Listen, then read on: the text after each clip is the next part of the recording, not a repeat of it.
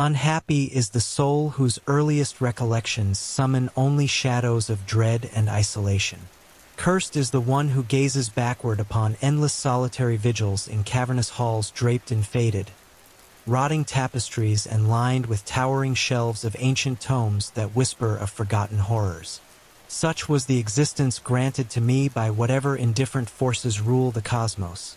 To me, a wanderer lost in time, a figure shattered and hollow. Yet in my fractured way, I find a strange solace in those dim echoes, clutching them tightly whenever my thoughts threaten to drift toward the veil that separates this world from the one beyond. I cannot say with certainty where my life began, only that it unfolded within the walls of a fortress so ancient it seemed to predate the very concept of years. The structure was a labyrinth of gloom, its corridors stretching like veins through stone that wept perpetual moisture. High vaulted ceilings vanished into webs thick as funeral shrouds, where spiders the size of my fist spun their patient traps. The air carried a perpetual stench, not merely of mold or decay, but something deeper, like the accumulated residue of countless lives long extinguished and left to rot in forgotten corners. Light was a stranger here. The few narrow slits that passed for windows admitted only the faintest gray haze filtered through the canopy of colossal trees that loomed outside, their gnarled branches interlocking like the fingers of giants intent on sealing the world away. No sun ever pierced that eternal twilight. No breeze stirred the heavy stillness. In my earliest memories, if they can truly be called that, I wandered those damp passages alone. There must have been caretakers once, shadowy figures who tended to my basic needs of sustenance and shelter, but their forms have dissolved into the fog of time. I recall no faces, no voices save the faint scuttling of rats in the walls and the silent flutter of bats disturbed from their roosts. The only living things I truly knew were the vermin that shared my domain, and even they seemed to regard me with a wary kinship. Down in the deepest crypts, where the foundations gave way to natural caverns, I would stumble upon piles of yellowed bones and skeletal remains half buried in dust. Far from recoiling in horror, I came to see them as ordinary companions, more real than the vibrant illustrations I discovered in the crumbling books that lined every chamber. Those volumes became my universe, bound in cracked leather and inscribed with faded ink. They spoke of distant lands bathed in golden sunlight, of cities teeming with laughing crowds, of heroes who rode under open skies and lovers who embraced beneath blooming orchards. I devoured their pages by the feeble glow of tallow candles I fashioned from scraps of wax I found in storage vaults. No mentor guided my studies. No human tongue ever broke the silence to teach me speech or custom. I absorbed knowledge in isolation, piecing together the world from words alone. I learned of speech but never practiced it. For whom would I address? My own reflection remained a mystery, as no polished surfaces existed in the castle to show me my form. Instinctively, I imagined myself as one of the graceful youths depicted in the illuminated manuscripts, tall, unblemished, full of promise. Youth felt certain because my memories stretched back so briefly. Everything before seemed a blank slate erased by the fortress's oppressive weight. Beyond the castle's moat, which reeked of stagnant water and unseen things stirring below the surface, lay a forest of unimaginable density. The trees rose like sentinels, their trunks thicker than ancient columns, their leaves forming a roof so complete that the ground beneath remained in perpetual dusk. I would venture out sometimes, crossing the drawbridge that groaned under my weight, and lie upon the mossy earth for hours. There, I would close my eyes and conjure visions from the books. Sun-drenched meadows where people gathered in joyous festivals, their faces alight with wonder. Bustling markets filled with the clamor of voices and the aroma of fresh bread. Vast oceans reflecting stars in their depths. Oh, how I yearned to step into that bright realm. Once, driven by a surge of courage, I pushed deeper into the woods, away from the castle's familiar bulk. But the further I went, the thicker the shadows grew, pressing upon me like a living entity. A primal terror bloomed in my chest, whispers of unseen eyes watching, of paths that twisted into eternal night. I fled back, heart pounding, grateful for the castle's grim embrace. The days, or what passed for them in that lightless expanse, blended into an eternity of waiting. I did not know for what I waited, only that a restlessness gnawed at my core. The books had planted seeds of longing, tales of daylight that warmed the skin, of stars that wheeled across an infinite dome, of companionship that banished solitude. This craving intensified until it became unbearable. Sleep brought no relief, only fragmented dreams of open fields and friendly faces that dissolved upon waking. In the end, my eyes turned repeatedly to the one feature of the castle that promised escape. A black tower, taller than the rest, its summit lost in the upper branches. It pierced the forest canopy like a defiant finger pointing toward the unknown sky. The structure was half-ruined, its stones weathered and precarious, accessible only by a treacherous ascent along its outer face. No stairs led to its heights within. The interior had collapsed long ago into rubble. One evening, though evenings were indistinguishable from the rest, I resolved to climb it. Better to risk a fatal plunge in pursuit of light than to languish forever in this tomb of shadows. I gathered what little I could. A length of rope fashioned from tattered curtains, a small knife from the kitchens, and a pouch of dried provisions. My hands trembled not with fear but with anticipation as I approached the tower's base. The stones were slick with lichen and moisture, cold to the touch like the flesh of the dead.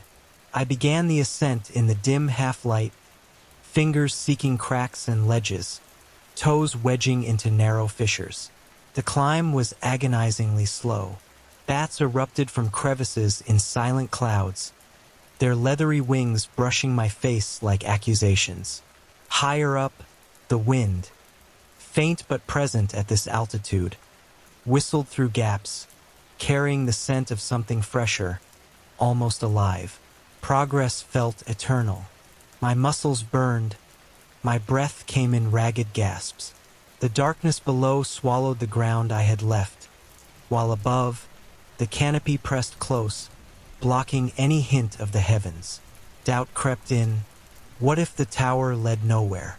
What if the sky itself was a myth invented by those long-dead authors?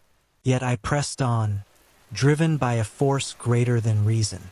At one point, my foot slipped on a crumbling ledge, and I dangled by one hand, the abyss yawning beneath. Sweat stung my eyes as I swung wildly until my other hand found purchase. The tower seemed to mock me, its stones shifting slightly under my weight as if resentful of intrusion. After what might have been hours or days, time lost meaning. I felt my head brush against an unyielding surface overhead. A roof? No, a flat expanse of stone, broader than the tower's shaft. I had reached a chamber at the summit, sealed by a heavy slab. With straining effort, I heaved it aside, the grinding echo reverberating like thunder in the confined space. Crawling through, I collapsed onto a floor of cold marble, chest heaving. The air here was different, stale yet laced with a faint, indefinable purity. In the blackness, my hands explored. Vast shelves lined the walls, holding oblong boxes of peculiar shape, their surfaces etched with symbols I could not decipher. They felt ancient, heavy with secrets older than the castle itself.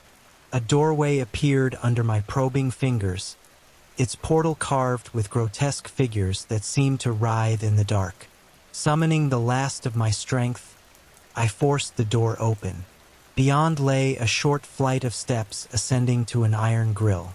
Moonlight, pure, silvery, and radiant beyond anything I had imagined, streamed through the bars. I had read of the moon in my books, but nothing prepared me for its glory. It bathed the world in ethereal light, transforming shadows into poetry. Eager now, I rushed upward, only for a passing cloud to plunge me back into temporary gloom. I groped forward cautiously until the grill was within reach. It yielded to my touch, unlocked and inviting. I paused, heart racing at the thought of the dizzying height I must have attained. Then the cloud drifted away, and the moon blazed forth in full splendor. What I beheld shattered every expectation. Instead of a panoramic vista from a towering spire, treetops far below, the forest a sea of black waves, the ground stretched level before me. Marble slabs and weathered columns dotted the landscape, arranged in orderly rows like markers in some vast cemetery. An ancient stone edifice loomed nearby, its spire cracked and leaning, gleaming ghostly white under the lunar glow. This was no elevated perch above the woods. I had emerged not from the castle's heights, but from some subterranean vault that had masqueraded as a tower in my mind. The realization struck like a physical blow, yet my hunger for light overrode the confusion. I staggered out onto a gravel path that wound between the monuments, the moon's rays kissing my skin for the first time. The path led toward distant lights, warm, flickering beacons that promised life and revelry. Laughter carried on the night air, mingled with music from strings and pipes. A grand manor house stood illuminated, its windows ablaze, figures silhouetted in joyous motion. Here at last was the world of my dreams. People gathered in celebration, their voices rising in harmony. Drawn like a moth to flame, I approached, my tattered garments trailing behind me. The gravel crunched underfoot, a sound foreign and exhilarating. As I drew nearer, the revelers came into view. Men and women in elegant attire, faces flushed with wine and mirth, dancing beneath lanterns strung between trees. I stepped into the circle of light. Pandemonium erupted. Screams tore the night asunder. Women clutched at their throats, eyes wide with revulsion.